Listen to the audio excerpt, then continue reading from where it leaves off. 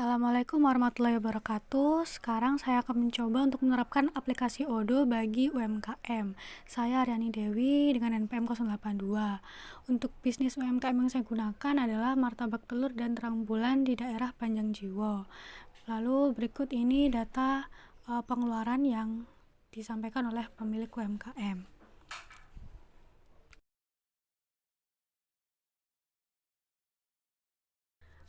Yang pertama masuk pada inventory, di mana kita bisa membuat berapa persediaan dari bahan mentah maupun yang telah jadi. Jadi di sini saya mencoba untuk memasukkan bahan mentah yaitu telur, di mana jenisnya adalah can be purchased. Dan produk type-nya adalah storable product, di mana bisa disimpan. Lalu sales price-nya 0, kemudian untuk pajaknya tidak ada, dan harga per kilonya itu adalah 13.500. Nah, untuk produk kategorinya yang seperti telah saya sampaikan, telur ini sebagai bahan mentah. Jadi bisa diketikkan itu bahan baku. Bisa ditambahkan gambar juga biar lebih rapi.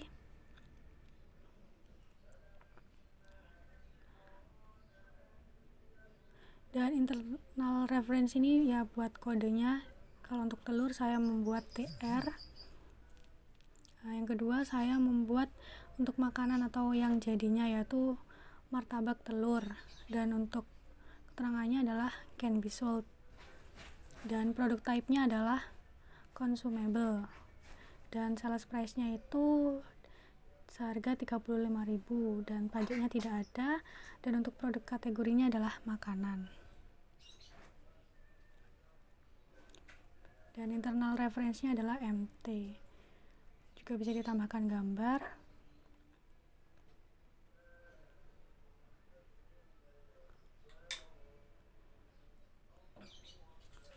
Untuk berikutnya saya membuat terang bulan sama can be sold, dan produk type-nya adalah consumable.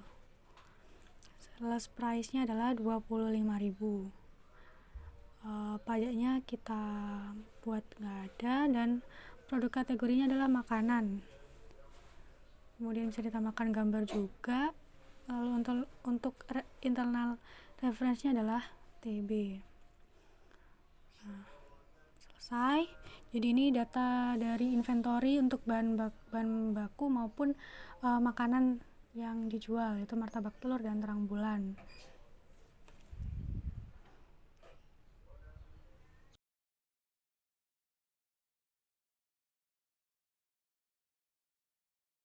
Untuk berikutnya kita masuk ke purchase, di mana kita harus membeli inventory yang telah dibuat. Jadi kita masuk ke purchase, kemudian create. Lalu untuk vendor ini, di mana kita bisa membeli bahan baku. Ini saya membuat vendornya itu adalah Pasar Wonokromo. Dengan vendor reference itu adalah BW. Bisa diisikan tanggal berapa bahan baku itu harus sampai. Lalu untuk menambahkan yang mau dibeli itu bisa diketikkan di produk, yaitu kita membutuhkan minyak goreng dengan kuantiti sebanyak 10 liter. Nah, untuk pajaknya kita hapus karena tidak ada pajak. Kemudian tepung terigu dengan kuantiti sebanyak 30 kg, dan pajaknya kita hapus juga. Kemudian ada telur dengan kuantiti sebanyak 50, dan pajaknya juga kita hapus, dan begitu seterusnya. Jadi untuk bahan baku yang ingin dibutuhkan itu bisa dilanjutkan di add product sebanyak yang ada di inventory yang telah dibuat.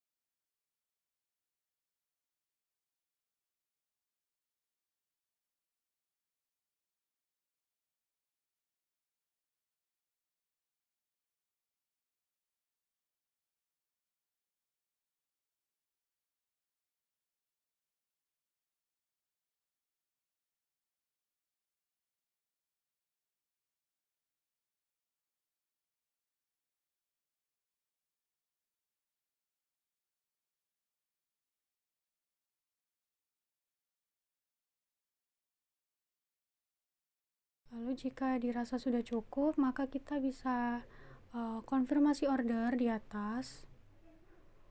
Nah, jadi sudah terlihat berapa total yang kita beli. Kemudian kita bisa masuk ke inventory kembali. Nah, fungsinya gimana? Kita bisa lihat nih, misalnya barang-barang tadi sudah sampai. Nah, kita harus memastikan ini barang yang sampai itu apakah sesuai dengan demand yang telah kita buat sebelumnya. Misalnya minyak goreng itu kita tadi ingin membeli 10 liter dan ketika sampai minyak gorengnya benar 10 liter, berarti kita bisa ketikkan 10 liter di bagian dan. Begitu selanjutnya, kalau misal ternyata yang datang itu tidak sesuai dengan yang kita inginkan, nanti kita bisa mengajukan untuk dikirim kembali. Nah, karena ini yang datang itu sudah sesuai, berarti kita buat sama semua, bagian demand maupun dannya. Nah, lalu kita bisa validate kalau memang kita rasa sudah benar. Nah, seperti yang di bawah ini, misalnya kardus itu ternyata ada 90, kita ketikkan saja 90. Nah, kalau sudah sesuai berarti kita bisa validate.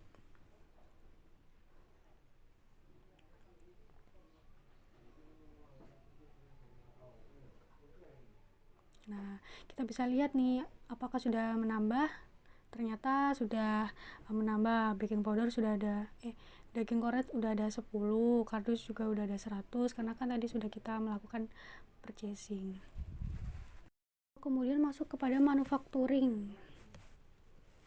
Jadi di manufacturing ini kita bisa membuat produk apa yang dibuat. Jadi kan ini ada 2 jenis produk, yaitu ada martabak telur dan terang bulan. Nah, di martabak telur ini jadi kita buat kuantitinya tuh sekali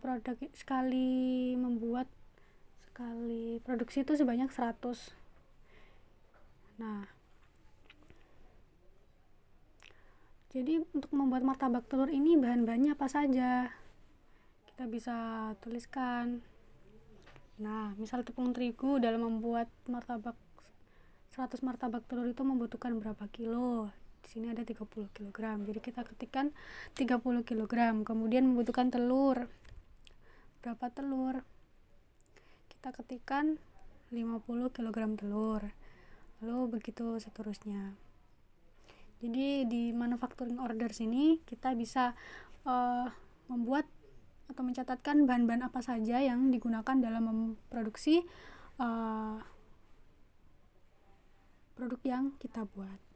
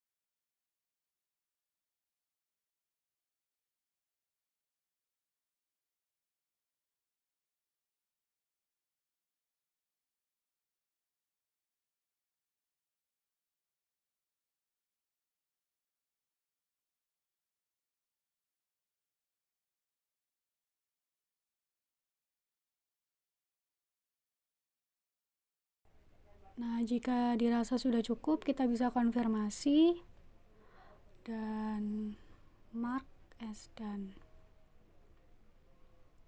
Jadi kita sudah membuat martabak telur sebanyak 100 box seperti itu. Kita bisa lihat produknya seperti itu.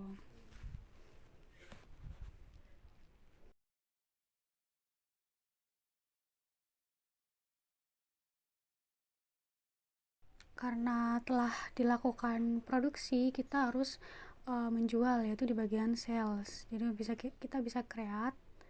Nah, untuk nama customernya kita bisa tuliskan bebas, siapa nama pelanggan kita dan produk apa yang dia beli. Di sini Clariska ini membeli martabak telur sebanyak 5 martabak. Nah, kemudian juga ada terang bulan, dia beli sejumlah 5. Nah, udah otomatis terlihat berapa total yang harus dia bayar, yaitu 300.000. Jika udah selesai, kita bisa mencet confirm, dan kita bisa, jika si Clariska ini sudah membayar, kita bisa memencet create invoice. Nah, seperti ini. Nah, ini adalah produk-produk yang dijual. Itu ada martabak telur dan terang bulan. Dan yang terakhir kita masuk ke accounting, dimana kita bisa mencatatkan keuangan. Nah, yang pertama kita harus membuat accounting period, dimana untuk fiscal year end yaitu di tanggal 31 Desember. Dan untuk bank account kita juga bisa isikan, ada beberapa pilihan di sini. Lalu juga ada tax, tapi karena ini usaha yang tidak ada pajaknya, jadi kita bisa tidak aktifkan.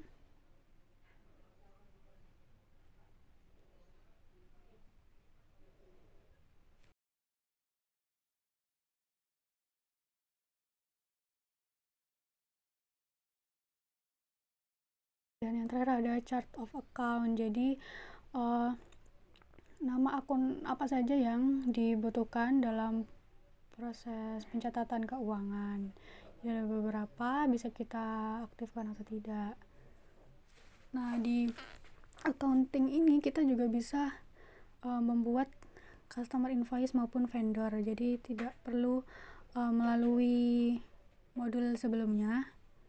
Jadi kita bisa membuat langsung di accounting ini. Misal di sini ada customer bernama Nur, di mana dia membeli produk terang bulan sebanyak 1 terang bulan.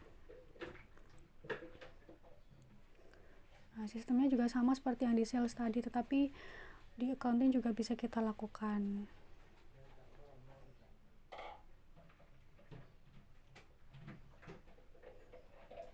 Nah, kalau sudah bisa kita confirm, lalu bisa register payment kalau memang telah dilakukan pembayaran, yaitu secara cash. Selesai. Kemudian seperti ini tagihannya, totalnya 25.000 untuk 1 terang bulan.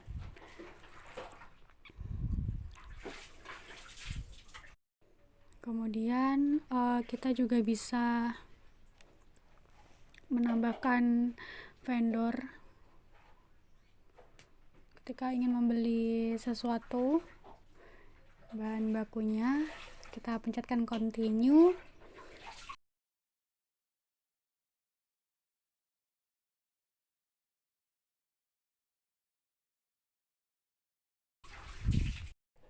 Bisa ketikkan juga nama vendornya siapa. Di sini saya menggunakan Pasar Rungkut.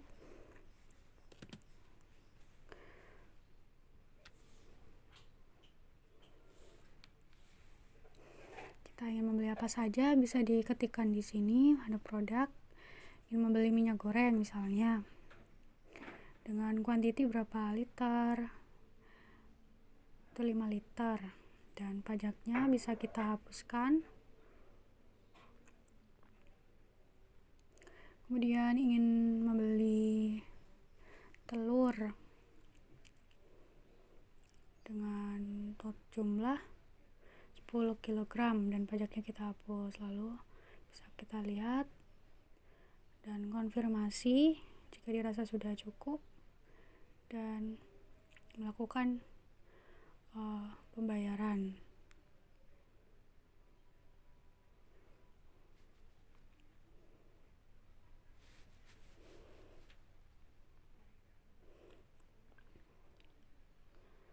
jadi seperti itu ketika kita ingin membuat custom invoice maupun vendor bills. Di sini juga kita bisa melihat dari balance sheet-nya nih. Kemudian juga bisa melihat profit and loss. Jadi usaha ini tuh menghasilkan untung ataupun rugi juga bisa dilihat di bagian reporting.